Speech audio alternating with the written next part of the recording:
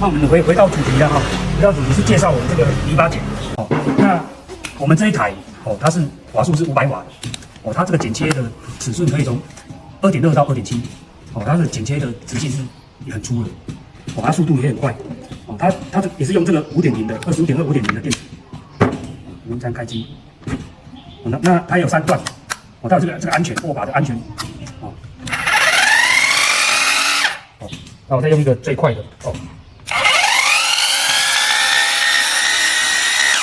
好。那这个25.2的也跟这个一样，它能通用的电池，它都能通用。哦，就像刚才讲的这个高斯锯，哦，那个时速锯，哦，这个都能用。哦，那那个木田款的，哦，延长线这个也可以用。哦，这样子。